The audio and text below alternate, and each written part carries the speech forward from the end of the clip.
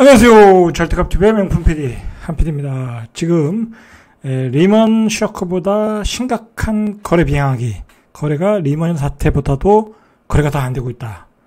사실상 금융위기급의 상황이라는 거예요. 자, 그리고 이제 추석 때 어떤 일이 벌어지냐면, 사람들이 그동안의 생각들을 가족들과 회의하고 정리를 해요. 부동산이라는 것은 개인 혼자 판단하는 게 아니거든요. 부모님과도 상의를 하고, 형제들과도 상의하고, 형제들 의견, 주변의 의견도 들어보고, 친구들의 의견을 들어보고, 이제 결정을 한단 말이에요. 근데 중요한 거는 지금은 심각한 금융위기급의 경기 침체이기 때문에 좋은 얘기가 나올 수가 없어요. 분명히 꼭지다, 팔아라, 금리는 폭등한다, 라는 이야기가 나오고, 추석 이후에는 투매 사태가 확산된다, 라고 보시면 될 것 같아요. 계속 급매물들이 적체가 되고 있잖아요. 거래는 안 되고 매물이 적체된다. 자, 결국 이제 던지는 거예요. 그때 지금 가격보다 싼 가격으로 던지면서 가격이 떨어지는 현상이 나올 거라는 거예요.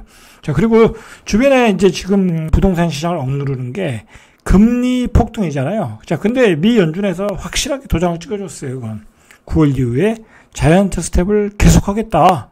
최소한 연말에 2번, 3번까지 연말에 계속하고 내년에도 올리겠다. 물가가 잡힐 때까지 올리겠다. 라는 거잖아요. 그러니까 내년까지 계속 올린다는 거예요. 올린다. 이제 금리 인하는 내년 2023년에도 없다. 잘해야 2024년 물가가 잡혔을 때 그때 정도는 기대할 수 있다. 라고 보시면 돼요. 자, 그러면 한국은행도 계속해서 미국의 금리 인상에 맞춰서 올려야 되거든요. 근데 우리는 지금 많이 올리지 못했어요. 미국이 0.75씩 올린다고 하니까 주담보 대출 금리가 앞으로는 상단이 8%가 지금 한 8% 얘기가 나오는데 실제로 8%는 적용이 안 되겠죠. 그러니까 최소한 한 6% 평균 가격이 6% 되고 상단이 8%가 열릴 가능성이 높아요. 자, 그런 금리가 이렇게 올라가면은 아무래도 지금 문제가 뭐냐면 집을 대출받아 산 사람들이거든요. 그 사람들이 도저히 버틸 수가 없어요. 그러면 이제 투매로 나오게 될 수 있다라는 거예요. 연말로 갈수록. 자, 그러니까 지금 서두를 필요가 없어요. 이 금리가 오르면 문제가 뭐냐면 전세 대출을 못 받아요. DSR 적용도 있고 금리가 오르는 상태에서 불려서 받을 수가 없잖아요. 자기 실질 소득이 있기 때문에. 자, 그렇게 되면 이제 어떻게 되냐면 전세가 안 나가요. 전세가 이제 예를 들어서 고가에 있는 집들이 전세가 나가면 그 보증금을 빼줘야 되거든요. 새로운 임차인을 맞춰가지고. 그러면 역전세가 나온다는 거예요. 그 역전세가 나오면 바로 금매물들이 나오게 된다는 거예요. 그런 것들이 중강남, 강남 그런 지역에서 터지고 있고 앞으로는 더 터질 가능성이 있다는 거예요. 그러니까 지금 중강남, 강남에서 나오는 금매물들은 거의 그런 매물들이에요. 역전세가 터져가지고 할 수 없이 날리는 거야. 강남은 그렇게 금매물이 쉽게 나오는 지역이 아니잖아요. 나오는데 그런 사정이 있을 거라. 그리고 왜 또 금매물이 나오냐면 이 금리가 올라가면 문제는 2020년부터 2021년 가격이 급등할 때 사신 분들이 지금 이제 손해 구간으로 들어갔어요. 이미 가격이 10억 가든 4억이 떨어져서 8억이 돼버렸으니까 이미 2020년 이후에 매수한 가격이 됐어. 근데 2022년도에 사신 분들은 대출을 이빠이 받았잖아요. 그러면 지금 대출 이자를 갖고 있어요. 그러면 손해 구간으로 들어갔어. 원금 손해 구간으로 들어갔어. 근데 사람이라는 게 원금 손해를 보면 이게 꼭지가 돌아버려요. 꼭지가 돌아버리면서 이거 도저히 내가 빚쟁이가 되겠다 이러다가 진짜 완전히 빚쟁이가 되겠다 해서 집을 매도해버리는 거야. 손절매 한다는 거죠. 자, 그래서 또 금매물들이 추석 이후에 쏟아져 나온다라고 보시면 돼요. 추석 이전에는 그런 원금 손해 매물들이 안 나왔어요. 제가 보기에는. 지금까지 나왔던 매물들은 이익 실현 매물들이야.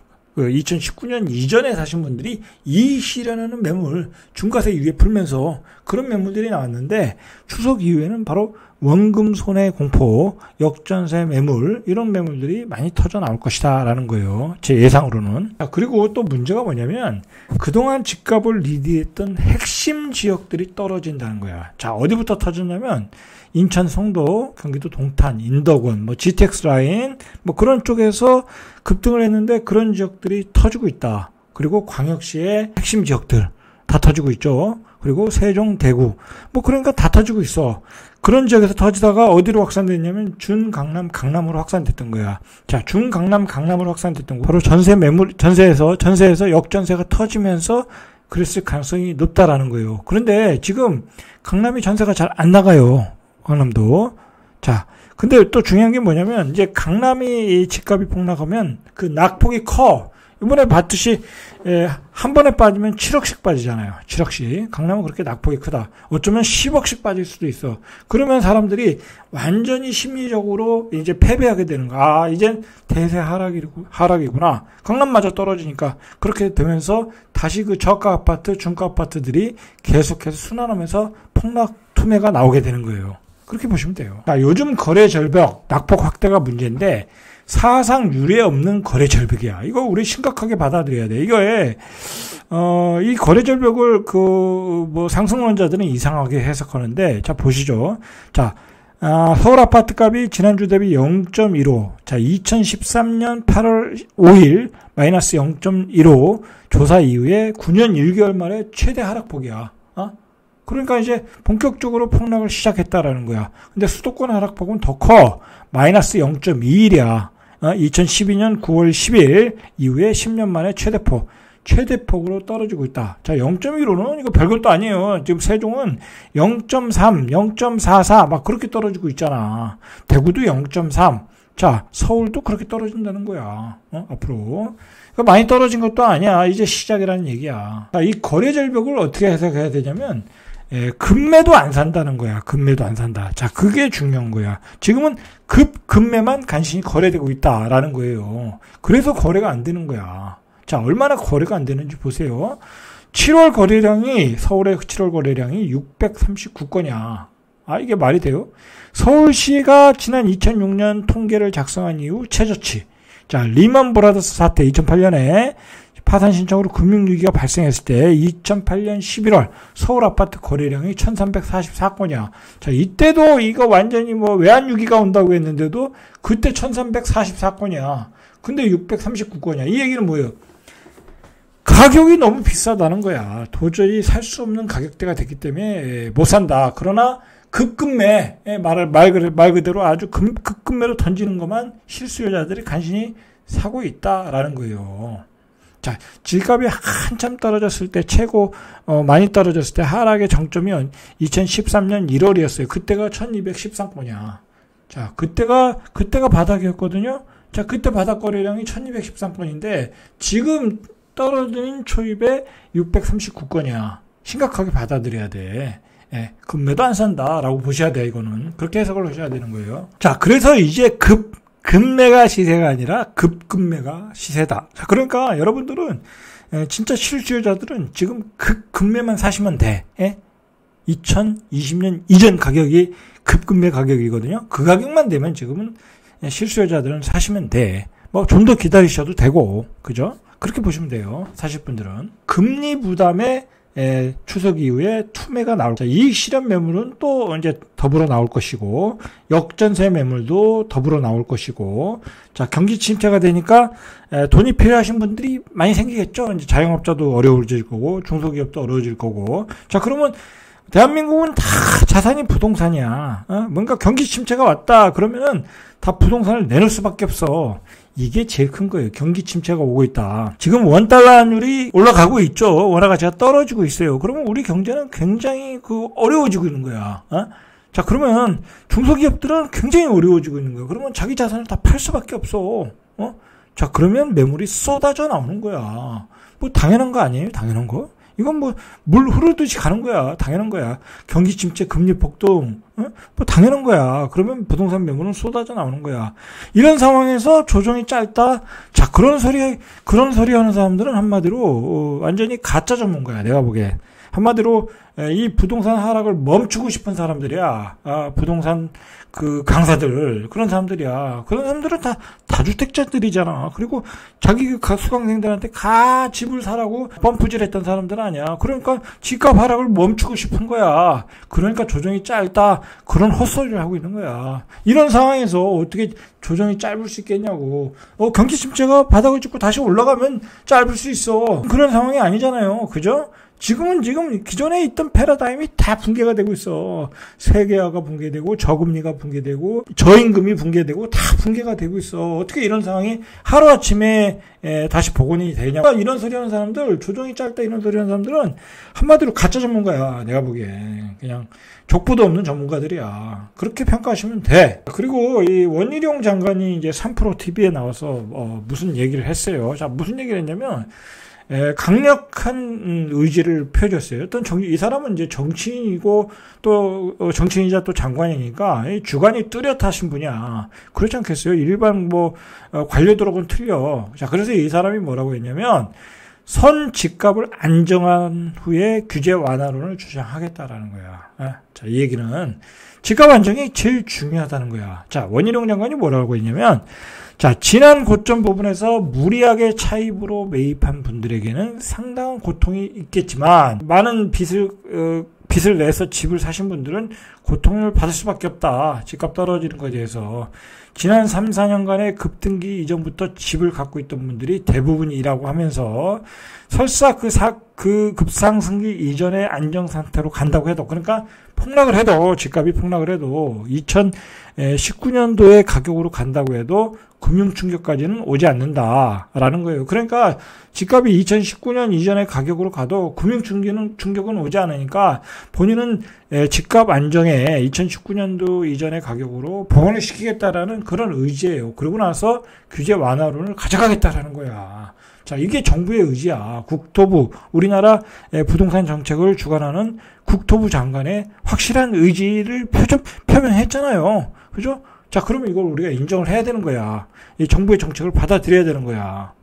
집값을 안정시키겠다고 정부가 확고한 의지를 보여줬잖아요. 자, 보시죠. 그리고 2024년에 이제 국회의원 선거가 있어요. 자, 윤석열 정부 입장에서는 지금 여소야대잖아. 야대. 자, 그러니까 윤석열 정부는 지금 어떻게 정책을 밀어붙일 수가 없어. 여소야대 상황에서. 그리고 자기들이 확실하게 정권을 잡으려면 다음 국회의원 선거에서 이겨야 돼. 필승을 해야 돼. 자, 그래서 사실은 그것 때문에 지금 이준석 대표와 전 대표와 그다음에 이제 윤석열 윤핵관 그분들하고 지금 권력 투쟁을 하고 있는 거 아니에요? 말 그대로. 윤석열 정부의 정권의 입맛에 맞는 사람들을 국회의원들을 당선시키겠다라는 거잖아요. 그 정책 노선이 틀린 거야. 이준석 전 대표하고는.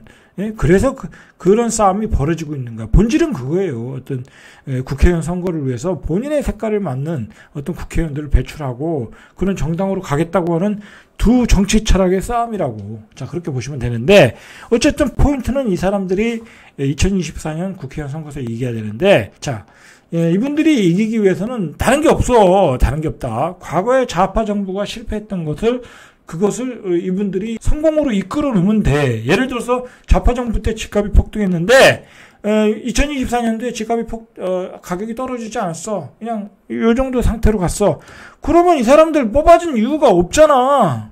그렇잖아요. 국민들이 윤석열 정부를 뽑아줬을 때는 좌파 정부에 대한 어떤 증오심, 그 다음에 그 정책 실패에 대한 책임을 물어서 그것을 만회해라. 그것을 집값을 다시 복원해라. 과거의 가격으로 안정시켜라. 자, 그래서 뽑아준 거잖아요. 그러니까 2024년까지는 그 집값 안정에 대한, 집값 하락에 대한 결과를 보여줘야 돼. 그리고 그 결과가 국회의원 선거에서 중간 선거로서 심판을 받을 가능성이 있다라는 거야, 개인적으로. 자, 그래서 집값의 어떤 그 안정이 2024년 어떤 윤석열 정부의 중간 선거 심판으로 될 수 있다라는 거야. 자, 그렇기 때문에 윤석열 정부는 2024년까지 집값 안정을 위해서 드라이브를 걸 수밖에 없어. 그리고 이번에 6월 달에 대책에서 나올 때 그 의지가 그대로 나왔잖아요. 그 의지가 뭐예요? 규제를 완화하겠다라는 거잖아요. 그 규제 완화는 다른 게 아니야. 시장의 유통 물량을 늘려주겠다. 전세 물량을 늘려주겠다. 그래서 민간 임대사업자도 좀 부활을 하겠다라고 거기까지 얘기를 했잖아요. 그리고 우리는 시장 경제로 가겠다. 어떤 가격을 통제하지 않겠다라는 거잖아요. 그거잖아. 그리고 거기다가 확실하게 또 대못을 봤잖아. 우리는 시장이 안정될 때까지 4기 신도시를 지정을 해서 무한 공급 대책을 마련하겠다라고 했잖아. 그게 윤석열 정부의 6월 달에 나온 핵심 정책이고 원희룡 국토부 장관의 핵심 정책이야. 그러니까 집값 안정은 2024년까지 그냥 드라이브가 걸리는 거야. 어떻게 조정이 여기서 짧게 가냐고. 말이 안 되는 거야. 아무리 봐도. 그죠? 그런 소리는 그냥 헛소리로 받아들이면 돼. 헛소리. 이런 그 정부의 정책을 우리가 확실하게 인지를 할 필요가 있어. 자, 그래서 2027년까지 270만 가구에 대한 인허가를 마무리하겠다잖아. 자, 이게 얼마나 큰 건 줄 알아요? 인허가면은 이제 집을 지을 수 있는 거야. 이건 쉽지 않은 건데도 이걸 약속을 했잖아. 그러니까 그걸 믿고 갈 수밖에 없어. 윤석열 정부는, 이 우파 정부는 이런 정책에 대해서는 어떤 신뢰감이 좀 있어. 제가 보기에는. 춘추전국 시대에 월나라 사람인데 상인의 신 계연이라는 사람이 있어요. 이름이 계연이야. 계연은 춘추 시대의 유명한 정치가인 그 범녀 월나라 구천의 장자방. 이자 재상이죠. 이 유명한 사람이에요. 뛰어난 재상, 전략가, 관중과 같은 사람이에요. 이 사람이 그 스승으로 모셨던 사람이 계연이야. 그러니까 얼마나 대단한 사람이야. 자, 이 범녀는 월나라 구천을 춘추 오페라 만든 명재상이에요. 그 사람의 스승이 계연이다. 자, 이 사람 얘기를 제가 왜 꺼냈냐면 우리가 배울 게 있어요. 이게 한 2,500~600년 전 사람이야. BC 500년, 600년 시대. 이 사람이 그때 뭘 주장했냐면, 국가 안정과 유통의 중요성을 시장에 중요시했어. 그러니까 시장에 물량이 유통이 자유스럽게 돼야 가격이 안정된다는 얘기를 그때 한 거야. 이건 역사서에 나왔던 얘기예요, 역사서에. 자, 보시죠. 물가가 안정을 이루어야 하고, 농업과 유통. 두 방면의 관계를 강조했고, 예를 들어서 식량 가격이 한 대에 20전이면 농민의 이익이 손해가 난다. 자, 20전이면 농민들이 손해보니까 생산을 하고 싶지 않겠죠? 공급이 안 된다는 거야. 자, 90전이 되면 상인이 손해를 본다. 그러니까 상인의 이익에 손해가 나면 교육이 정체되고 유통이 안 된다. 돈이 돌지 않는다는 거야. 그리고 농민이 손해를 보면 생산성이 떨어지고 농지가 황폐해진다. 그러니까 상인도 이익을 보고 농민도 이익을 보는 가격, 그런 가격이 중요하다는 거야. 시장의 가격이 적정한 가격, 그 적정한 가격에 유통이 돼야 된다는 거야. 이게 2500년 전에 계연이 한 얘기야. 계연. 상인의 신이라는 계연이 한 얘기야. 그렇게 해서 상인과 농민이 모두가 이익을 얻을 수 있다라는 거예요. 자, 이 얘기는 뭐냐면 집을 짓는 건설업자도 이익을 보고 집을 사는 그 소비자도 이익을 보고 전세를 얻는 사람도 이익을 보게끔 시장의 유통 물량을 늘려야 한다는 거야. 이게. 자, 이거 굉장히 중요한 얘기잖아요. 자, 보시면. 그래서 계연이 이 재물과 화폐가 물 흐르듯이 흐르게 해야 된다. 그래서 이렇게 돼야 나라가 부유하게 된다는 거야. 자, 이거 우리가 한번 되새겨볼 만한 얘기예요. 재물과 화폐가 물 흐르듯이 흐르게 해야 된다. 자, 보시면 우리가 과거를 보자고요. 과거 부동산 정책을 보자고. 좌파가 왜 실패를 했나. 좌파가 뭐 다 실패한 거는 아니에요. 분명히 그 약자들 인권을 위해서 많은 노력도 했고 여러 가지 복지 정책도 노력을 했어요. 그러나 부동산 정책은 분명히 실패를 했잖아. 자, 부동산 정책에서 좌파가 무엇을 놓쳤나? 바로 제가 보기에는 시장의 유통 물량을 막아버렸어. 막아버리니까 다 증여로 갔잖아. 그리고 안 팔아. 세금 많이 낸다는데 어떤 미친놈이 팔겠냐고. 자, 그러다 보니까 풍선 효과가 생겨서 그곳으로 그냥 투기 자본들이 다 몰려가서 가격을 왜곡시켰잖아. 그 왜곡시킨 돈들이 또 딴 투기 자본들 딴 지역으로 가고 그러다 보니까 강릉 같은 데 가서 7, 8억씩 가격을 올려놓고 그 말도 안 되는 가격을 다 올려놨잖아, 지방까지. 자, 시장의 유통 물량을 말라버리게 했던 게 좌파의 부동산 정책이었다. 그러면서 세금 폭탄으로 안갚음을 했잖아, 투기 세력에. 자, 그러다 보니까 정권을 뺏긴 거야, 좌파 정부가. 결국 좌파 정부가 정권을 뺏긴 거다, 그것 때문에. 자, 그런 것을 반복하지 않으려고 윤석열 정부는 지금 시장의 유통 물량을 계속해서 늘리려고 그러잖아. 자, 근데 너무 과도한 규제 완화가 가격을 또 상승하지 않을까 해서 그 규제안을 쉽게 못 풀고 있잖아. 그런 상황이잖아. 자, 그런데 저는 개인적으로 과감하게 규제안을 풀어줘야 된다고 봐요. 그래야 시장의 유통 물량이 늘어나는 거야. 그렇지 않겠습니까?